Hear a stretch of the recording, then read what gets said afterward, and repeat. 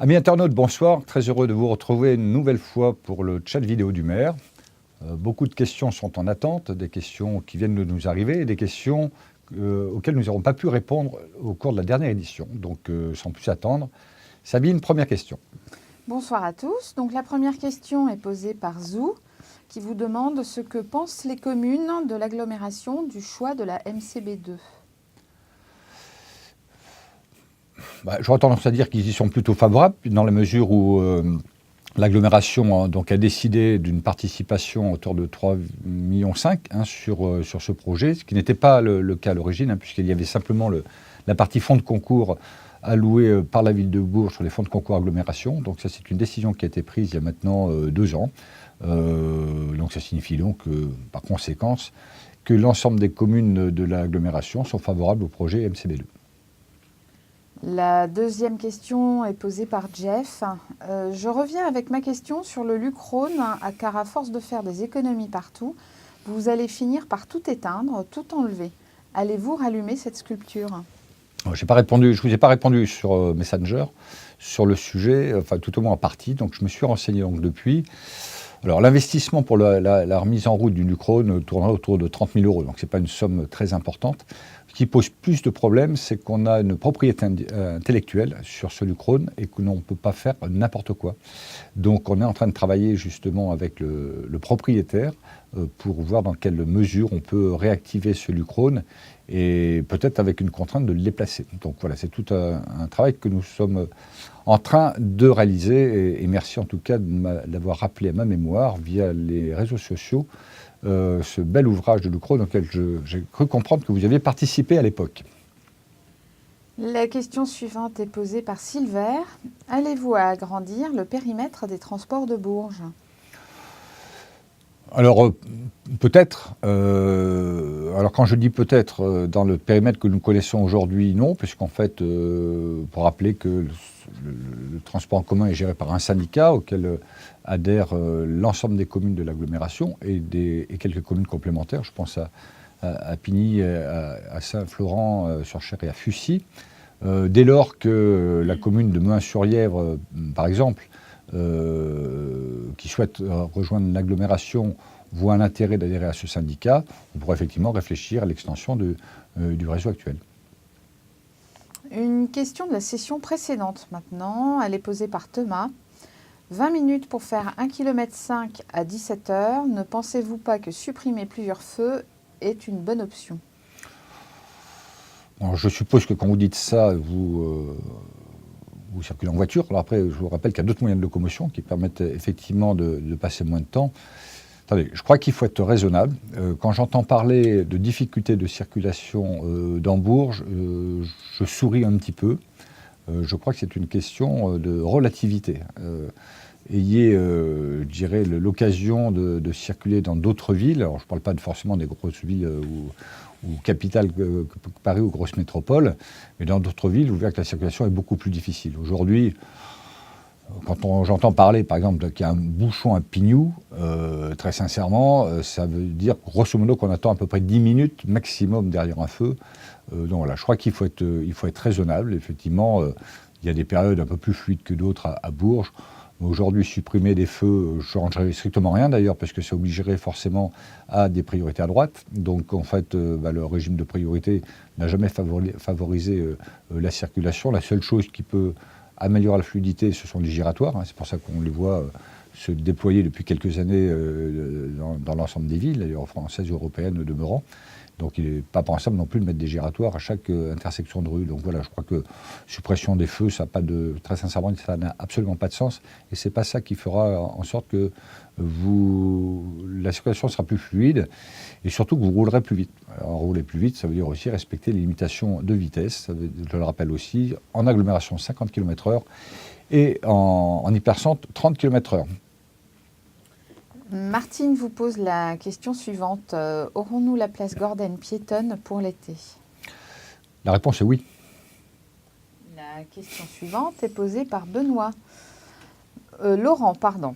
Pour la restauration de la cathédrale, les échelles métalliques seront-elles toujours là pour l'été ? La réponse est oui. La question suivante est posée par Benoît cette fois. Que pensez-vous de la mobilisation des agriculteurs qui a eu lieu dernièrement ? Elle me semble complètement justifiée, en tout cas, puisqu'en fait, pénaliser l'agriculture et nos agriculteurs en particulier du département, alors je parle de notre département parce que je pourrais parler d'autres départements, mais celui qui nous concerne actuellement, c'est purement scandaleux.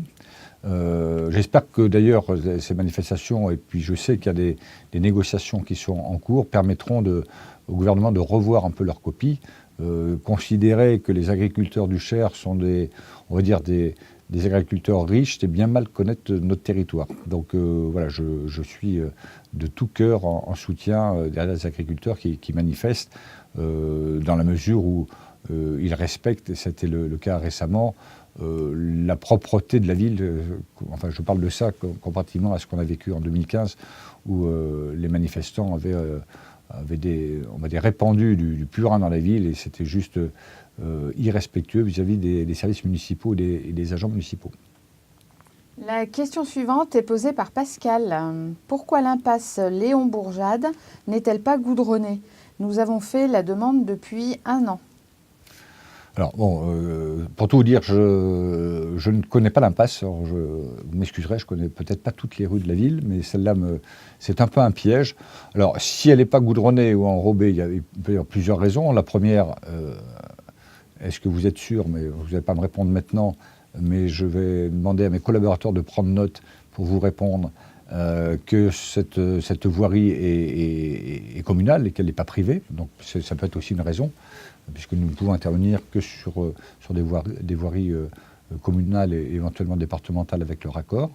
Donc ce n'est pas le cas, mais effectivement, il n'y a aucune raison que nous intervenions.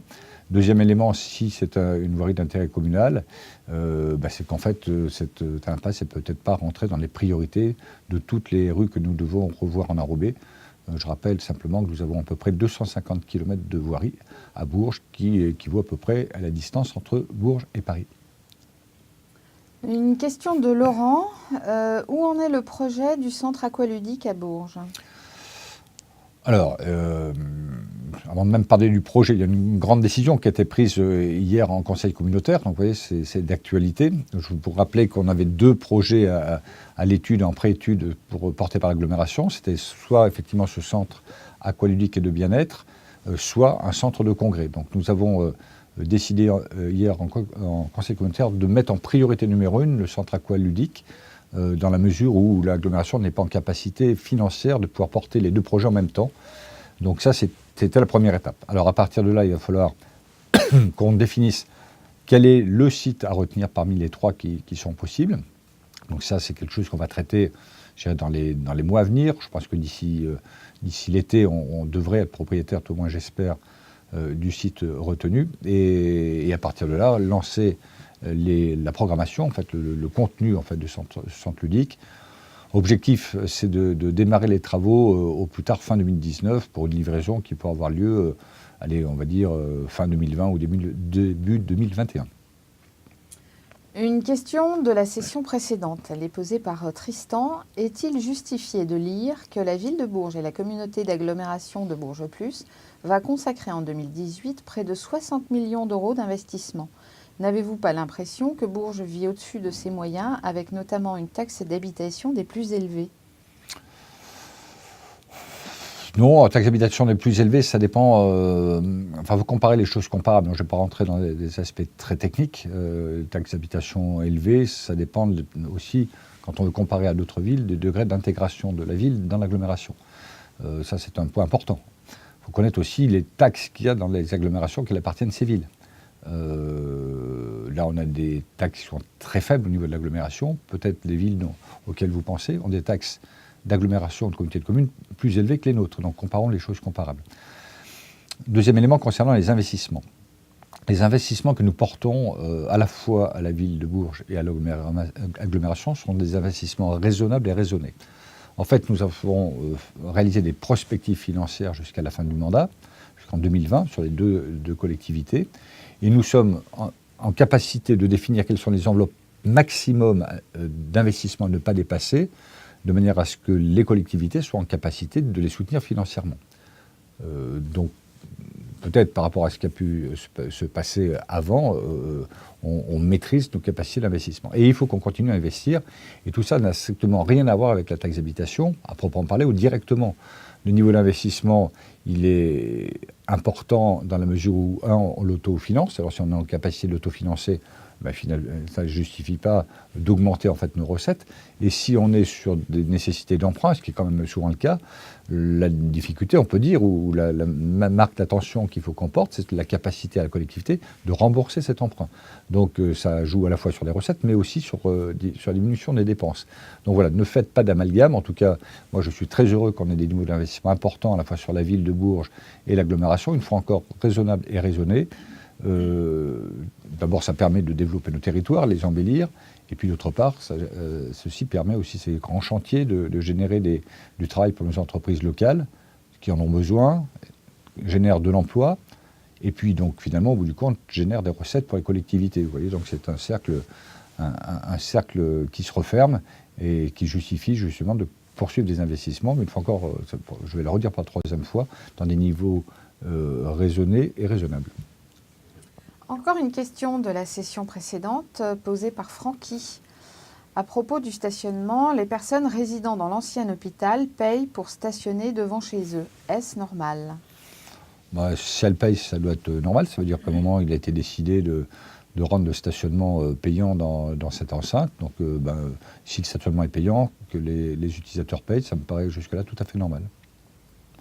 Une question de Rudy. Le projet du centre des congrès a-t-il été abandonné ou aura-t-il sa place dans quelques années ?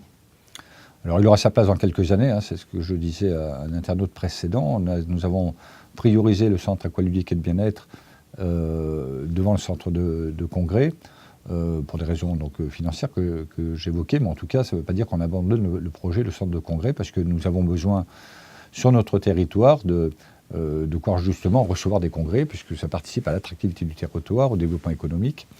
Et puis qu'aujourd'hui, malgré tout, on sait recevoir des congrès. La preuve, c'est qu'on en reçoit tous les ans. Je pense aux élus de l'Andes qu'on a reçus il y a 2 ans. Je pense au congrès de la Fédération française de rugby qui a eu lieu au mois de juin dernier. Je pense au prochain congrès des jeunes sapeurs-pompiers qui va aussi se dérouler dans quelques temps à Bourges. Donc on a cette capacité à recevoir des congrès, mais pas dans des infrastructures idéales dans lesquelles on trouve une salle plénière, des salles de commission et des endroits pour se restaurer. Donc voilà, c'est la conception du centre de congrès du XXIe siècle qu'on aura quand, je ne sais pas vous dire pour l'instant, mais en tout cas, sans doute pas avant le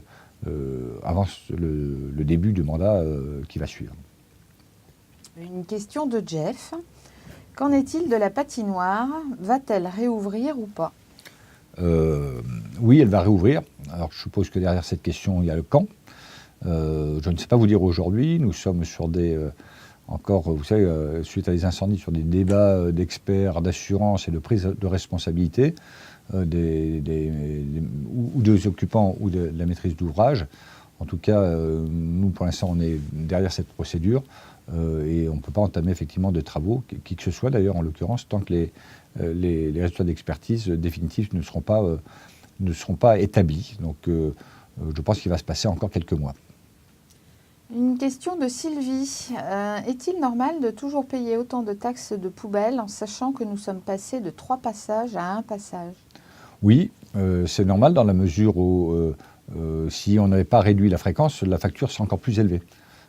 Puisqu'en fait, tout le traitement en fait, d'enlèvement et d'ordures des ménagères a un coût qui ne diminue pas d'une façon automatique, parce qu'il y a de plus en plus d'exigences, d'ailleurs, en termes environnementaux,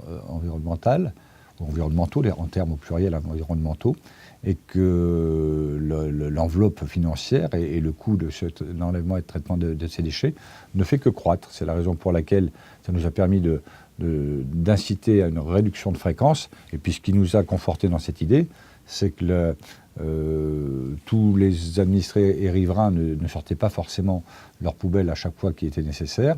Et quand c'était le cas, il n'était pas souvent, enfin il arrivait évidemment qu'elles soient, mais pas tout le temps, que les poubelles sorties soient complètement remplies. Donc ce qui nous a conduit effectivement, pour réduire l'augmentation en tout cas, de réduire la fréquence de passage. Et on va dire globalement, ça se passe plutôt bien. Alors, la question suivante est posée par Cécilia. Que faire pour rendre la vie plus facile pour les handicapés ?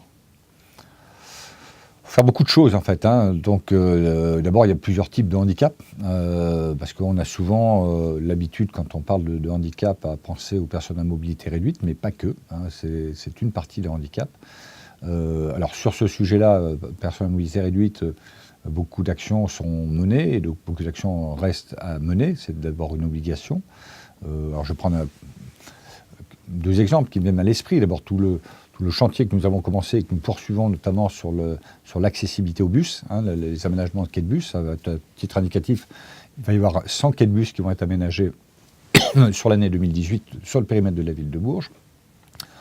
Autre exemple, les travaux que nous avons réalisés, excusez-moi parce que j'avais de travers, nous avons réalisé il y a quelque temps au théâtre Jacques Coeur, qui permet d'accéder au théâtre quand on est handicapé et venant de l'extérieur. Donc voilà, c'est tous ces travaux qu'on fait. Des travaux aussi pour les personnes malvoyantes, par exemple. J'ai en tête les aménagements en mairie, notamment au niveau de l'accueil, puisqu'en fait, vous avez un aménagement qui permet, quand on vient de l'extérieur, de conduire la personne malvoyante directement à l'accueil, de manière à ce qu'elle soit prise en charge et accompagnée, si nécessaire, auprès des services. Donc voilà, ce sont des actions permanentes aussi sur les voiries. Au-delà des quais de bus dont je parlais tout à l'heure, on a un plan qui a été voté de mémoire il y a 5 ans, 4 ou 5 ans, 4 ans peut-être maintenant, qui doit être renouvelé une vérification tous les ans. C'est un plan sur 10 ans qui est validé par la préfecture, et puis qui est revisité tous les ans pour identifier ce qui était prévu de faire, que nous avons fait, ce que nous avons fait qui n'était pas prévu de faire, et ce qu'on avait prévu de faire et que nous n'avons pas fait. Et il y a un suivi annuel sur ce sujet-là. Alors ça peut être des fois des choses très simples. C'est par exemple déplacer un mobilier urbain qui se trouve sur le trottoir et qui empêche une personne à mobilité réduite de circuler, on va dire normalement. Ça peut être des aménagements aussi, des bateaux aménagés devant les passages piétons. C'est la mise en place, par exemple, aussi des potelets. Vous savez que les potelets ont une tête blanche. En fait, ça, c'est de manière à ce qu'ils soient vus, repérés par les personnes malvoyantes. Donc voilà, des actions multiples qui nous sont imposées, puis celles qui ne nous sont pas imposées, puisqu'il nous paraît légitime d'accompagner. Je pense qu'aussi au langage des signes, que certains agents municipaux ont appris aussi pour pouvoir conduire les personnes sourdes oui, les personnes sourdes, exactement, ou malentendantes. Donc voilà, c'est toutes des actions qu'on mène aussi tout au long de la vie pour faciliter la vie des personnes en situation de handicap, et étant accompagnées aussi, souvent, et ça je tiens à le signaler, par les associations qui accompagnent les personnes en situation de handicap, qui nous apportent beaucoup par leur connaissance. La question suivante est posée par Viviane. J'ai eu un accident il y a peu de temps et je me déplace difficilement avec des béquilles. Je me rends compte que l'état des trottoirs en plein centre est déplorable. Pour aller chez mon kiné de la rue de Beaumont à la rue Jean Baffier, c'est une horreur, j'ai encore failli tomber. Pensez-vous faire quelque chose pour changer cela ? Oui, alors vous ne le voyez peut-être pas, mais régulièrement nous refaisons des enrobés sur trottoir. Récemment, où est-ce que j'ai vu des enrobés sur trottoir, par exemple boulevard Clemenceau, où des enrobés ont été refaits récemment. Donc au fur et à mesure, là on est en train d'entamer des travaux dans d'autres secteurs de la ville, notamment du côté des Gibejons. Donc il y a 3 opérations là qui sont en cours, du côté de Turly aussi en particulier. Donc nos aménagements, quand on peut le faire avec les moyens financiers que l'on peut faire, les enrober. Alors pour le cas précis de la rue de Beaumont, pour arriver rue Jean Baffier, je suppose que vous utilisez la rue du Château d'Eau. Écoutez, je vais regarder en fait l'état de ces trottoirs. Mes collaborateurs qui sont en face de moi vont prendre note de manière à ce que j'y pense. Merci. Et je regarderai rapidement ce que l'on peut faire dans ce secteur. Merci en tout cas de nous le signaler. La question suivante est posée par Manon. Burger King va-t-il venir s'installer sur Bourges ? Alors, je ne suis pas un roi du burger. Burger King, si j'ai bien tout compris, c'est le restaurant qui devrait s'installer route de la Charité, du côté de Port-Sec, en fait. Hein. Donc, si j'ai bien compris, c'est effectivement cette enseigne qui doit s'installer très prochainement.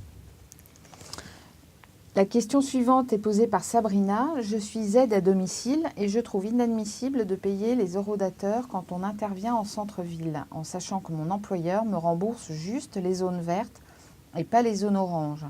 N'y a-t-il pas moyen de passer un accord avec les associations ? Sincèrement, je pense que non.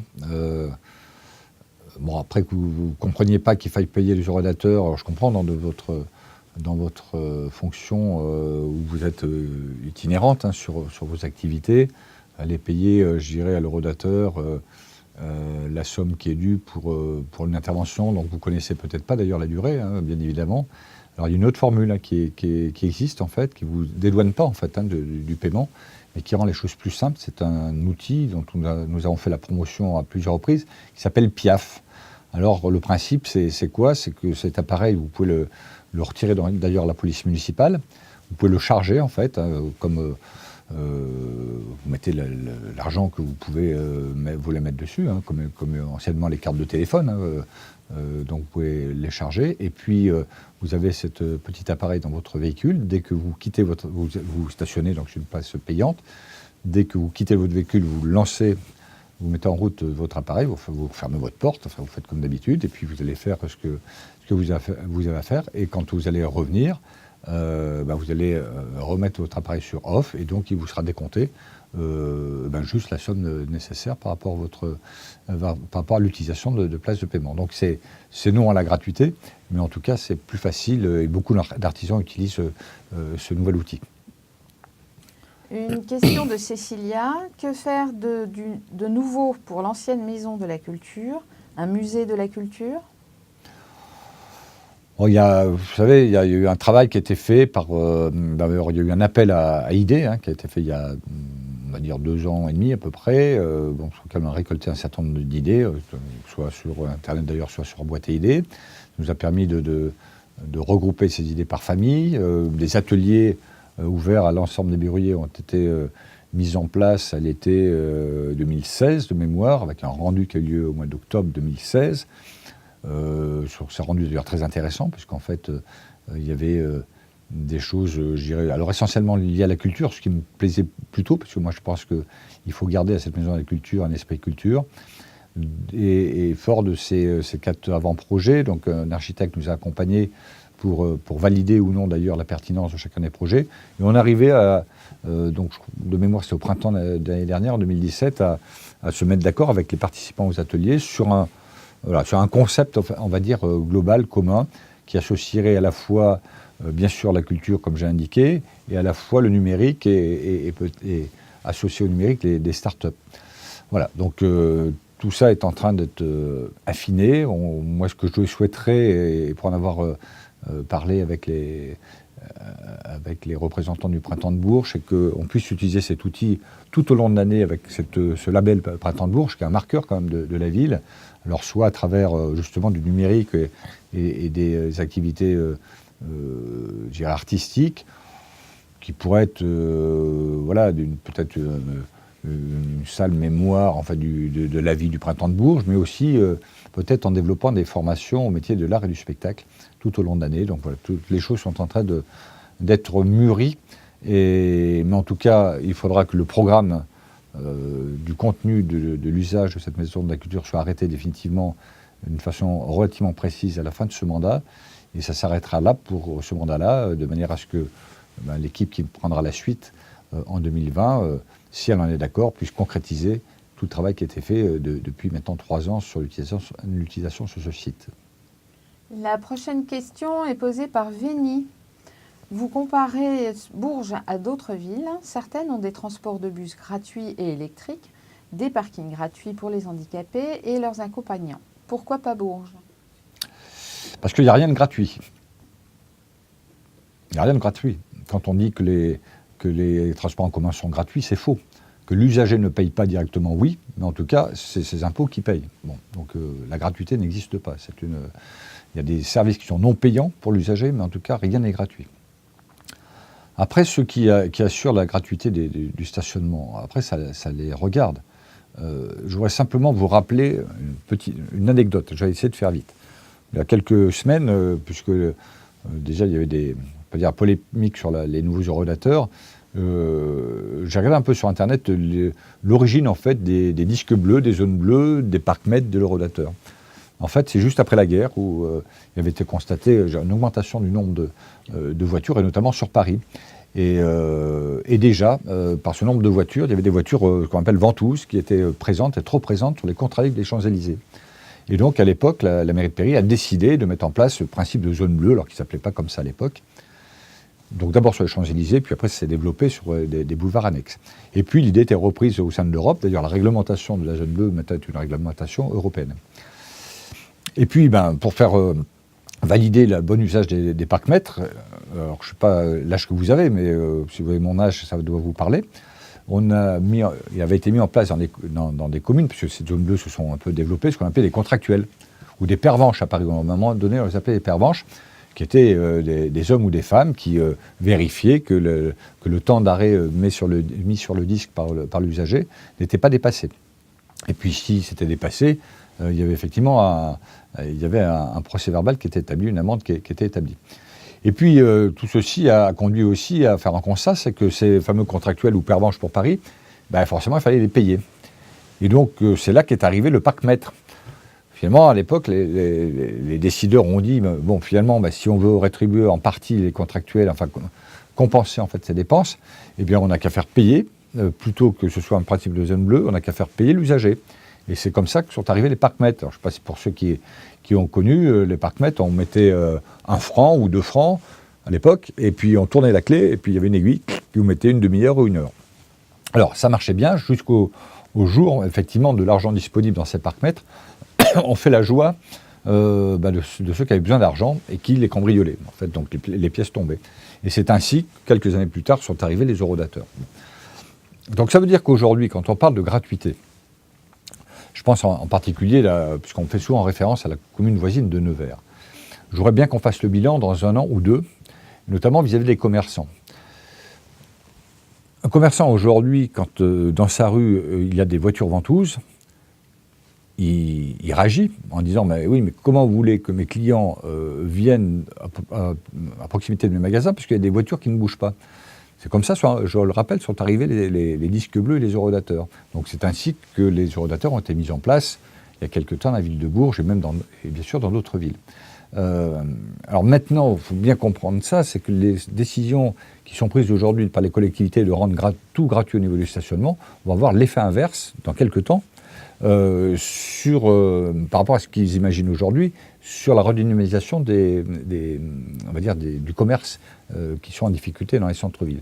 Donc attention à ça. Et puis en plus, je voudrais vous ajouter une chose, c'est qu'aujourd'hui nous avons beaucoup de parkings de stationnement non payants à Bourges. J'ai vu sur les réseaux sociaux, sur la page pour la sauvegarde du centre-ville, il y a un tableau qui a été apparu. On est d'ailleurs en 3e position sur l'ensemble des villes, en ratio par rapport au nombre d'habitants, de places de stationnement non payantes. Bon. Alors évidemment, parfois ces surfaces non payantes sont sur des parkings. Alors vous connaissez, le parking sur cours, c'est une évidence, mais vous avez aussi le parking du Prado, vous avez le plateau de Ron, autrement appelé plateau de la machine agricole, et pour lequel nous avons mis en place depuis le 4 septembre dernier une 3e navette gratuite, donc qui dessert Sérocourt, le cours Anatole France, le plateau de Ron, le Prado. Et donc, moyennant le fait de positionner sa voiture sur un parking non payant et que vous ayez une navette à disposition qui va passer entre tous les quarts d'heure à peu près, que vous ne payez pas, qui va vous amener en 10 minutes en centre-ville, quel que soit le lieu, je pense que c'est ce que nous avons proposé aujourd'hui et retenu, ça me semble être la bonne solution. La question suivante est posée par Jérôme. Qu'envisagez-vous de faire à la place de toutes les démolitions des HLM au Gibjon, car beaucoup d'espace sera libre? Alors, ces espaces fonciers sont intéressants à 2 titres. Ils peuvent permettre à la fois justement des aménagements, parfois peut-être en plaine de jeu, en en parc paysager. Donc c'est bien d'avoir aussi des poumons verts à l'intérieur de certains quartiers. Et peuvent permettre aussi, par ailleurs, de créer d'autres types de logements, mais bien sûr pas sous cette forme-là. Ça peut être sous des formes, effectivement, de pavillons, de maisons individuelles qui assurent la mixité, en fait, de l'habitat, alors que, effectivement, cette mixité n'existait pas ou très peu au sein des quartiers que vous avez cités. Donc voilà, c'est un intérêt tout particulier qu'on a sur ces déconstructions, c'est quid de ces espaces fonciers disponibles, et faisons en sorte que ça ne devienne pas des friches, et aménageons-les d'une façon intelligente, de manière à promouvoir de l'habitat sur Bourges, parce que ça c'est important de proposer de l'habitat sur Bourges de manière à ce que notre population puisse augmenter, ou utiliser à d'autres fins ces espaces fonciers enfin libérés. La question suivante est posée par Aude. J'ai une question qui fâche actuellement. Est-ce que les écoles vont passer aux 4 jours ou rester aux 4 jours et demi?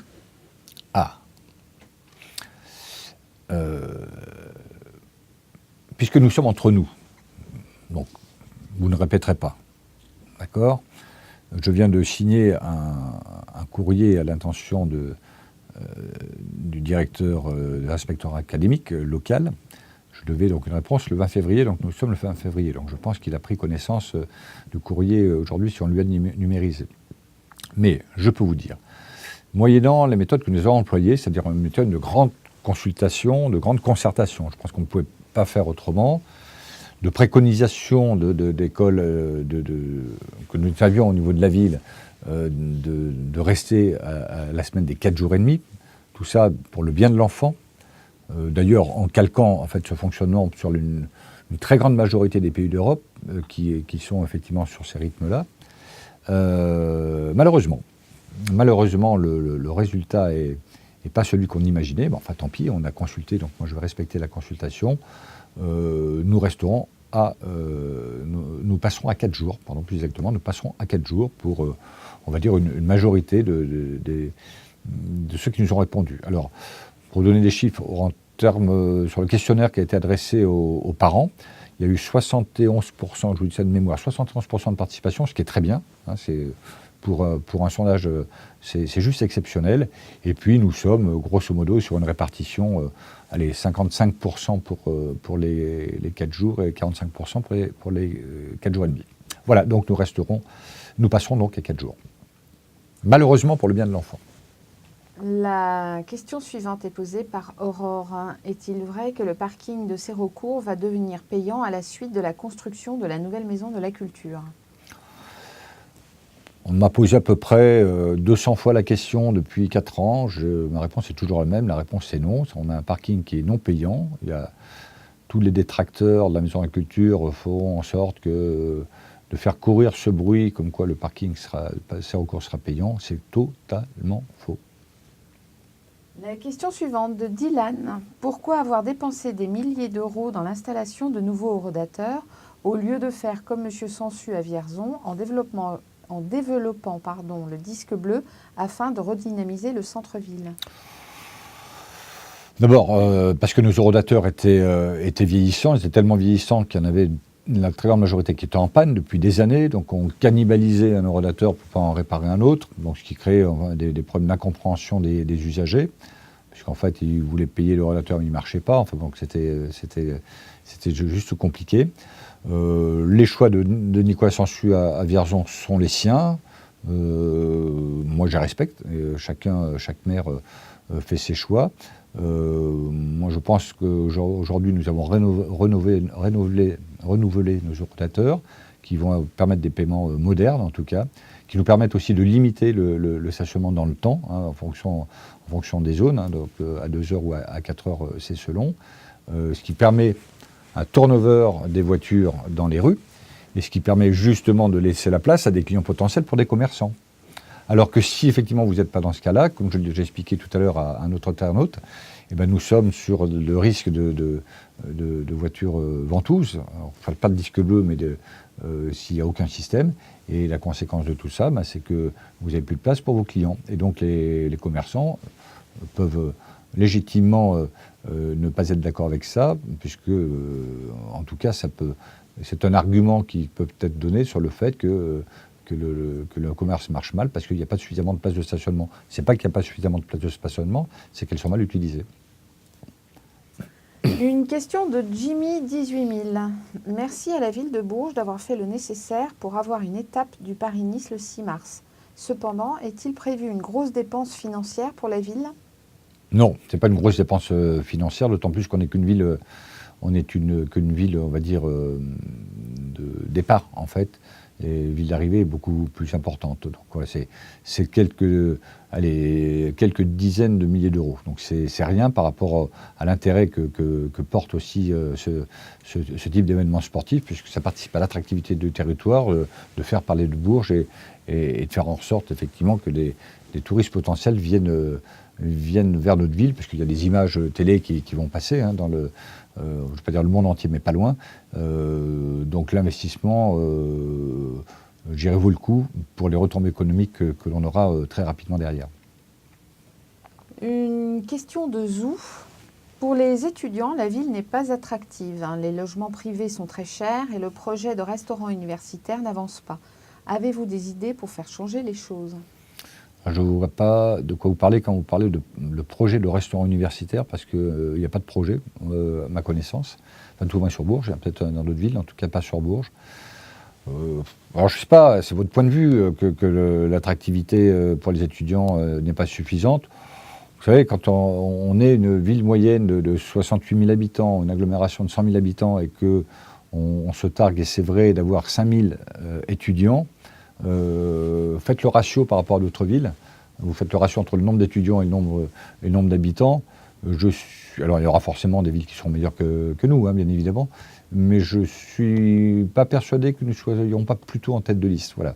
Et puis nous sommes battus aussi conjointement pour arriver je le rappelle, à obtenir une première année STAPS à Bourges, dès la rentrée 2018. Donc ça sera 60 étudiants complémentaires, 120 l'année suivante et 360 la troisième année.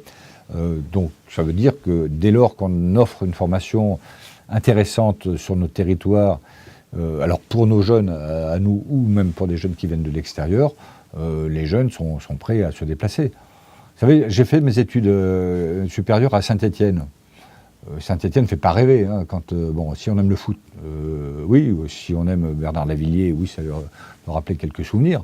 Enfin, c'est pas une ville qui fait réellement envie. Sauf que voilà, j'avais décidé de faire ce type d'études. Ça se trouve à Saint-Étienne. J'ai fait l'effort.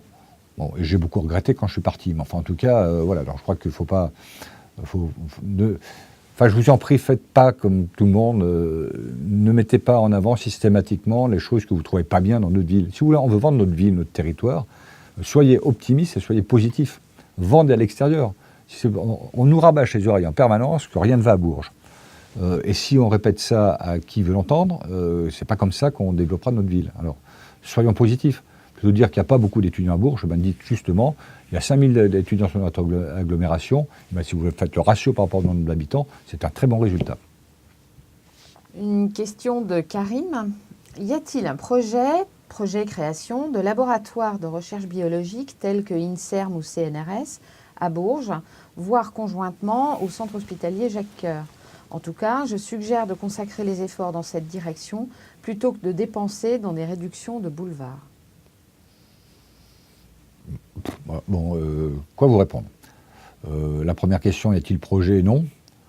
Maintenant, mélanger, je dirais, un développement d'activité important, comme vous le dites, avec des réductions de boulevards qui a comme objectif de réduire les vitesses pratiquées et de sécuriser les traversées piétonnes, je ne vois pas trop le rapport. Je crois que l'un n'empêche pas l'autre. Une question de Renan. Y aura-t-il d'autres manifestations sportives que du basket cette année au Prado ? Ah oui, puisque nous allons recevoir les championnats de France de judo par équipe, notamment au mois de... Je ne sais plus d'ailleurs, en fait, c'est au mois de juin, je crois, de mémoire. Nathalie Bonnefoy, si tu me regardes, tu me le dis. J'ai oublié la date, excusez-moi. Et puis nous allons avoir aussi, c'est à concrétiser, mais un grand gala de boxe aussi. Je crois que ça doit être le premier ou deuxième week-end de juin au Palais des Sports. Donc voilà, Nathalie Bonnefoy est très active, je pense que vous le constatez, en plus elle a pris les responsabilités nationales, et qui fait que ça nous apporte beaucoup d'activités et qui participe à l'attractivité du territoire. Et je veux vraiment souligner, parce qu'on ne le dit pas suffisamment, le gros travail qu'effectue Nathalie pour le sport et pour les jeunes et pour la vie de la ville et pour sa renommée, parce qu'elle aime véritablement sa ville et s'y emploie beaucoup. Donc c'est l'occasion de le faire publiquement. Un grand salut à Nathalie. Anthony vous demande où en est le projet du Lidl à la place des locaux du Canary Club et de la VDE. Un nouveau permis de construire a été déposé il y a quelques semaines, donc il est en cours d'instruction. Très bien. La question suivante, une question de la session précédente, posée par Tristan. Lors de votre promesse de campagne, vous disiez que vous n'augmenteriez pas les impôts locaux. Est-ce toujours le cas ? C'est toujours, effectivement, c'est les promesses que j'ai faites pendant la campagne et que nous n'avons pas tenues pour les raisons que j'ai expliquées à plusieurs reprises. Je pense que si, j'espère que vous faites partie des gens qui sont intéressés par les finances de la ville, sinon vous ne poseriez pas ce type de questions. Et donc j'espère que vous avez participé aux 3 réunions publiques que nous avons organisées depuis 2016, la dernière ayant lieu le 31 janvier de cette année, qui expliquent tout ça. Donc aujourd'hui, il ne nous semble pas nécessaire, avec les éléments qu'on a aujourd'hui, bien évidemment, de toucher au taux d'imposition. D'ailleurs, en fait, c'est une décision qui sera prise en conseil municipal le mois prochain, qui n'a pas fait débat, parce qu'il n'y a pas de débat sur ce sujet-là, au débat d'orientation budgétaire jeudi dernier. Nous ne toucherons pas au taux d'imposition en 2018. Et sans doute, probablement pas d'ici la fin du mandat, je vous dis, sauf s'il y a une catastrophe qui est arrivée, mais en tout cas, aujourd'hui, on estime être en capacité de faire encore des économies, de manière à ce que les finances de la ville soient conformes à la fin du mandat. Et une fois encore, si vous avez, et j'espère vraiment que vous avez été présente le 31 janvier, j'ai tenté de démontrer que nous sommes sur la bonne pente. Il a fallu que collectivement nous fassions énormément d'efforts. Quand je dis collectivement, c'est à la fois les bureauières et les bureauiers, mais aussi les agents de la collectivité et l'ensemble des élus, pour arriver à se sortir d'une situation qui était très, très, très compliquée en 2014. La question suivante, elle est posée par Ludo. Ne pensez-vous pas qu'installer le prochain Burger King en centre-ville plutôt qu'en zone périphérique serait plus judicieux ? C'est pas moi qui implante les Burger King sur les terrains. Vous savez, il faut bien aussi que tout le monde comprenne, enfin j'espère, d'une façon assez simple. Le commerce, c'est une affaire de privé. Si un investisseur qui est propriétaire d'un foncier, par exemple, décide, moyennant le respect des règles d'urbanisme, bien évidemment, d'implanter tel ou tel commerce à tel ou tel endroit, c'est sa responsabilité. Nous ne gérons pas, nous, les commerces privés, ce n'est pas de notre responsabilité. Donc oui, s'il y a... Et puis, vous savez, les investisseurs, notamment, vous parlez de Burger King, s'ils décident de l'implanter à un certain endroit, c'est qu'ils ont réfléchi à l'impact que ça peut avoir en termes de commerce, en ce qui les concerne. Vous savez, il y avait aussi un restaurant de ce type-là qui existait sur la zone du Prado, qui a fermé, qui finalement a du mal à reprendre. C'était de restauration chinoise, de mémoire, ou asiatique, de façon générale, qui ne fonctionne pas depuis des années. Et personne ne le reprend. Donc si personne ne le reprend, ça veut dire que quelque part, il n'y a peut-être pas le potentiel pour pouvoir le faire fonctionner. Donc voilà, la ville aujourd'hui peut avoir un avis, mais en tout cas, ce n'est pas elle qui maîtrise effectivement le choix des implantations de tel ou tel commerce. Et heureusement d'ailleurs.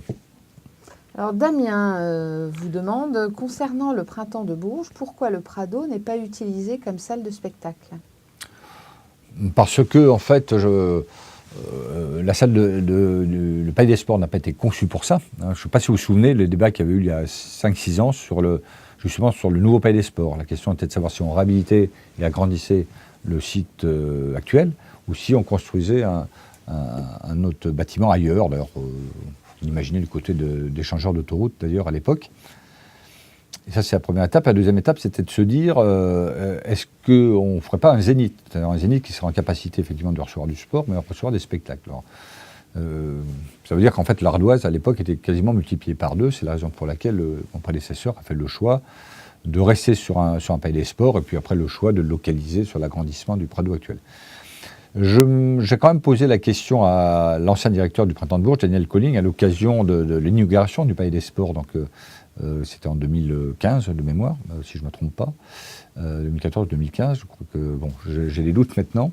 Et il était présent à la tribune à côté de moi, et je lui dis, tu penses qu'on pourrait faire des spectacles là-dedans? Il me dit, très sincèrement, l'acoustique ne le permet pas. Donc voilà, je crois que l'outil n'est pas fait pour ça.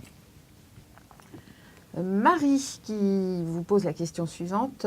Beaucoup de difficultés pour se connecter à Pierrelet. Quelques habitants ont eu le privilège d'obtenir la fibre, mais pour la majeure partie, nous sommes restés au XXe siècle.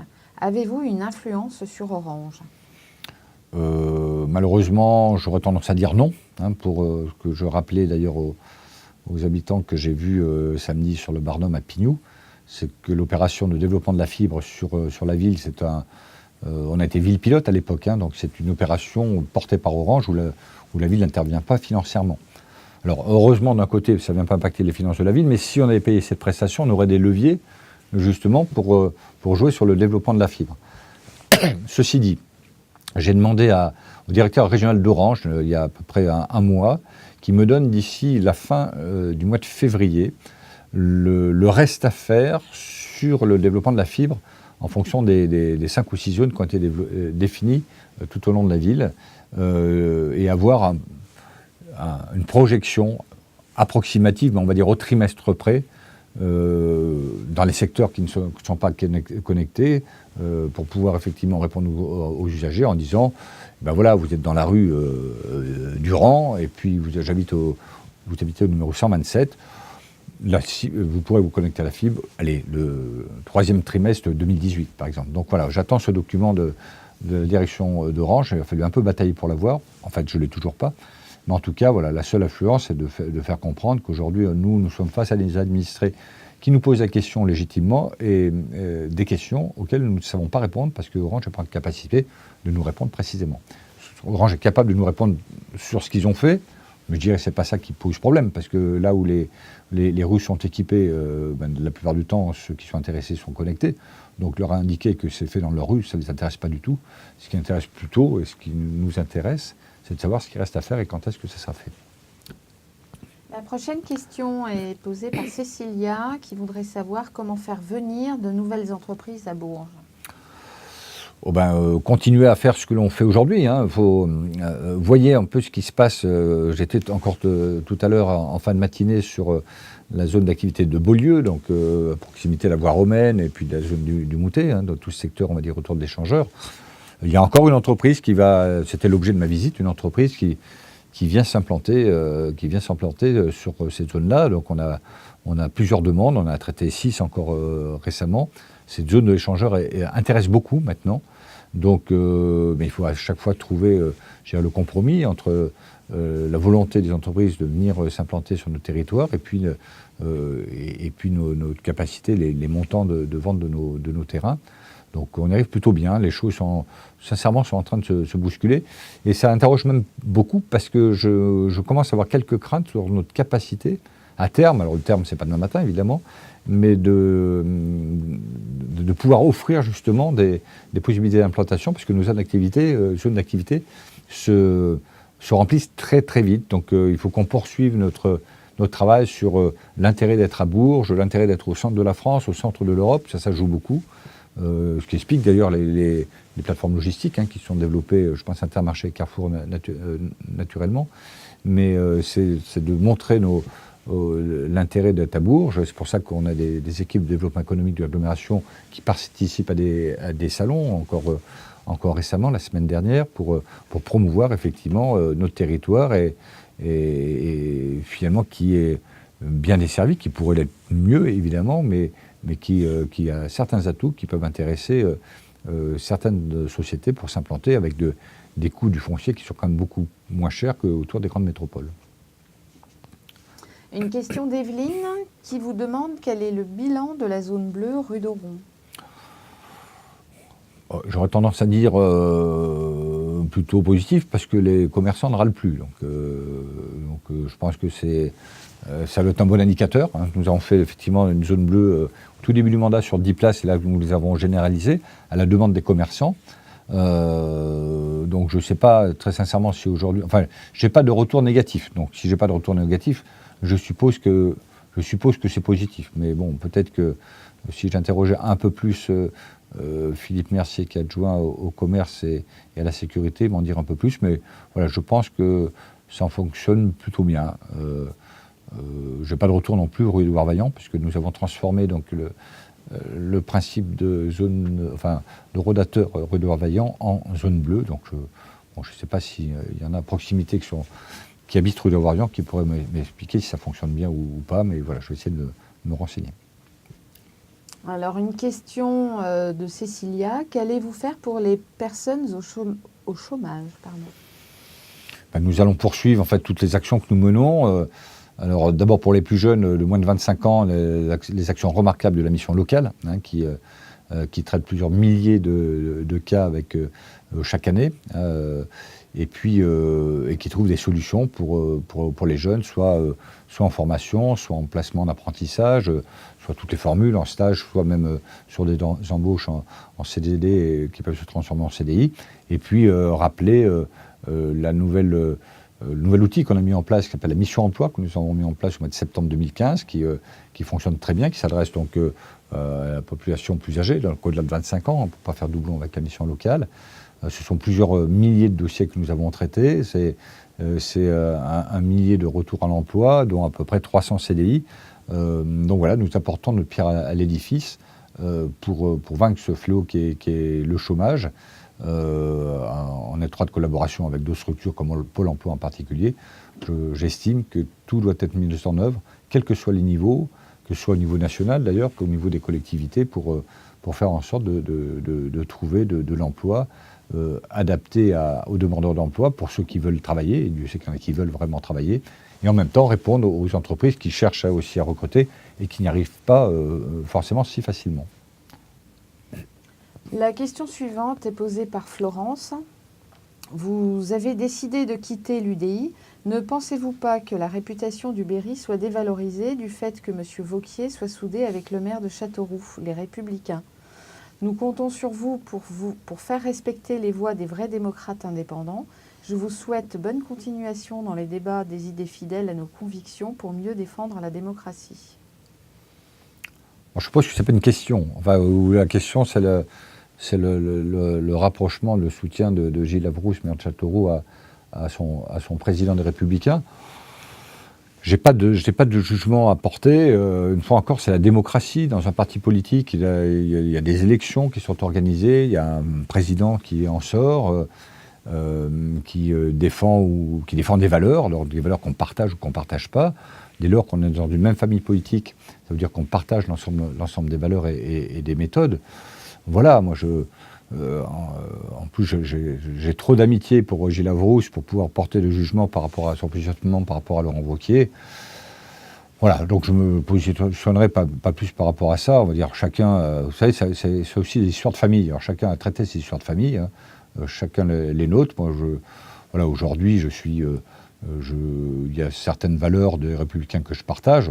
Pas forcément d'accord avec tout ce que fait Laurent Wauquiez, mais en tout cas certaines valeurs que je partage, d'autres non, pas du tout, en tout cas. Et puis j'ai des valeurs qui sont propres à ma famille politique, qui sont des valeurs, on va dire, radicales, sociales, libérales, basées sur l'humanisme, sur l'Europe, sur tous ces sujets-là. Donc voilà, moi je me trouve bien dans ma famille politique. Bon, il y a une petite dérive au niveau de l'UDI, j'ai pas partagé aussi certains points avec Jean-Christophe Lagarde, donc je m'en suis expliqué avec lui. Et puis, vous savez, dès lors qu'on n'est pas bien dans une équipe, soit on fait la guerre en interne, soit on s'en va. Alors, il y en a qui font la guerre en interne, hein, c'est ainsi qu'on détruit une équipe.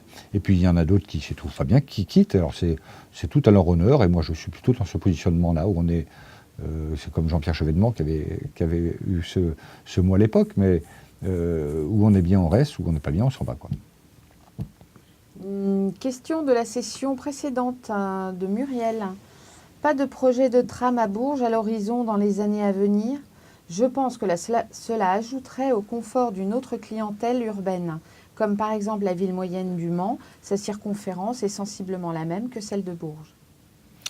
Oui, mais la population n'est pas la même, en fait, en nombre. Si vous comparez le Mans à Bourges, ce qu'il faut savoir, c'est que le tram, les installations de tramway coûtent excessivement cher et se justifie, et peut se justifier dans des villes où la circulation est difficile. Je considère qu'aujourd'hui, la situation de la fluidité de la circulation à Bourges n'est pas difficile. Alors, si vous utilisez, je dirais, une voiture, bon, si vous mettez un quart d'heure pour traverser la ville, c'est que ça se passe, je dirais, d'une façon à peu près normale. Tout à l'heure, j'étais à la salle des fêtes d'Asnières, je suis revenu en mairie entre 10 minutes et un quart d'heure en respectant les limitations de vitesse, et puis il était quasiment 18 heures. Donc voilà, alors il y a l'aspect circonférence et ce que vous dites, mais il y a aussi le fait d'avoir une ville étendue ou pas. En plus, on a une ville qui est très ramassée. Si vous prenez le diamètre en fait de la ville, allez, je n'ai pas été le mesurer, mais grosso modo, on doit être sur un diamètre entre 5 et 6 km. Donc ce qui fait qu'aujourd'hui, c'est la raison pour laquelle les berruyers utilisent leur véhicule et pas suffisamment de transport en commun. C'est parce que la circulation est trop facile, tout simplement. Le jour où il faudra 1 heure pour traverser la ville de Bourges, je pense que la question se posera autrement. En tout cas, aujourd'hui, l'investissement est trop important et ne se justifierait pas. J'étais il n'y a pas très longtemps à Valenciennes. Et à Valenciennes, ils ont mis en place un tramway. Et le directeur général de service, que je connais bien, qui est l'ancien directeur général de service de la ville de Bourges et de l'agglomération, me disait mais c'est une aberration. Le choix a été fait à l'époque de mettre en place, de développer donc, le tramway, mais finalement il n'y a personne qui utilise. Donc voilà, des investissements lourds pour une faible utilisation, non, on ne peut pas faire ces choix-là, c'est pas raisonnable en tout cas. Une question de Loïc. Je suis dans une tour qui tombe en morceaux. Personne ne fait rien pour nous reloger. Si en 2022 des morceaux de béton nous tombent dessus, que ferons-nous ? J'espère qu'on aura trouvé une solution avant 2022. Alors moi je vous engage, mais alors, je ne sais pas quel est votre bailleur. Est-ce que c'est France Loire, Jacques Coeur, ou est-ce que c'est l'Office départemental du Cher ou Bourges Habitat ? Mais en tout cas, si vous ne l'avez pas déjà fait, je pense que vous l'avez fait, adressez-vous à votre office et moi je me porte garant, moi l'office public d'HM du Cher et de Bourges Habitat, à la fois le directeur général des services Pascal Rigaud et le nouveau président Emmanuel Oriotte sont des gens suffisamment sérieux qui prendront en considération votre problématique. En tout cas, il ne faut pas qu'il y ait danger. Donc prenez donc contact avec eux et bon, si vous n'y arrivez pas, faites-moi un petit courrier, un petit mail ou quelque chose et puis je vous aiderai dans ce combat parfois qui paraît que vous ressentez lourd, hein, ce que je peux comprendre, mais en tout cas on ne peut pas laisser les gens dans ces difficultés-là. Une question de Jimmy 18000. Pour en revenir à la zone bleue de stationnement, est-il prévu que la place Louis Lacombe passe en bleu pour la clientèle des commerçants aux alentours ? Non. Très bien, nous allons passer à la question suivante, posée par Manon. Le nouveau rond-point route de la Charité au niveau de Butte est très dangereux. 2 voies avant l'entrée, puis 1 voie dans le rond-point et en sortie. Pouvez-vous faire quelque chose pour le modifier ? Je suppose que c'est le nouveau rond-point, ce qu'on appelle, qui vient d'être créé. Moi, je l'ai pris il y a quelques temps, je n'ai pas le sentiment d'une dangerosité. Donc, ça arrive, hein, parfois que vous arriviez ailleurs, sur une 2 voies, de l'autre côté rond-point, vous passiez une voie. Pareil, je crois qu'il faut que les gens s'habituent à ce nouveau giratoire. Hein. Il est finalement tout nouveau, il a peut-être mis en service depuis très longtemps. Mais alors, à l'époque où je suis passé, les marquages au sol n'avaient pas été faits. Je ne sais pas s'ils sont faits aujourd'hui. Mais en tout cas, c'est vrai que le fait qu'il n'y ait pas ce marquage au sol peut rendre difficile la lisibilité du rond-point. Sincèrement, ça fait quelque temps que je ne suis pas passé. Je ne sais pas si le marquage au sol a été fait, mais ça va peut-être être une des solutions aussi, quoi. Et la dernière question de Nadia. Je suis en pharmacie rue Moyenne et je dois livrer des médicaments tous les jours. Le souci est qu'il n'y a aucune place pour faire mes livraisons. Il m'arrive encore d'avoir des PV car je dois me mettre sur le trottoir comme les livreurs. Comment faire ? La pharmacie rue Moyenne, elle existe depuis au moins 50 ans. Je ne sais pas. Enfin, en tout cas, je suis arrivé à Bourges il y a 31 ans, elle était déjà. j'espère que la livraison des médicaments a été faite depuis dans cette pharmacie. C'est-à-dire qu'en fait, il y a sans doute une solution qui a été trouvée depuis. Enfin, j'ai rencontré le responsable de cette pharmacie, je l'ai croisé il n'y a pas très longtemps, il ne m'a pas fait part de difficultés. Maintenant, la solution que j'aime pas trop, mais c'est se mettre sur le trottoir. Vous savez, il y a une tolérance en fait qui a été donnée à la police municipale qui gère les caméras de vidéo-verbalisation de quelques minutes. Dès lors que de l'autre côté de la caméra, l'agent qui officie voit que vous êtes en train de décharger des médicaments pour être à la pharmacie, il ne va pas vous verbaliser. Maintenant, si vous laissez votre voiture pendant 1 heure, vous aurez du mal à convaincre qu'il vous faut 1 heure pour décharger votre voiture. Donc voilà, je pense que on a un peu, il y a de la souplesse qui a été donnée quant à l'utilisation des caméras de vidéo-verbalisation. Donc continuez à livrer. Alors si possible le matin, si vous pouvez livrer aussi avant 9h ou 10h, c'est à l'époque où il n'y a pas trop de monde encore sur les trottoirs. Mettez votre véhicule sur le trottoir pour livrer la pharmacie. Et puis, et n'y restez pas trop longtemps, quoi, le temps qu'il faut pour décharger les produits. Et normalement, vous ne devriez pas avoir de difficultés. Si j'ai bien compris, c'est ma mémoire est bonne, c'était la dernière question. Que vous dire ? Écoutez, merci encore d'avoir participé activement à ce chat vidéo. Ça prouve encore beaucoup de plaisir. Les questions sont diverses et variées. On touché le stationnement, on touché les projets de la ville, de l'agglomération. Donc c'est important de partager ces informations. Évidemment, vous avez encore plein d'autres questions à me poser. Donc je vous donne rendez-vous pour le prochain chat qui aura lieu le jeudi 15 mars à 19h, 19h précise. En attendant, je vous souhaite une très très bonne soirée. Merci encore de votre participation et puis à très bientôt.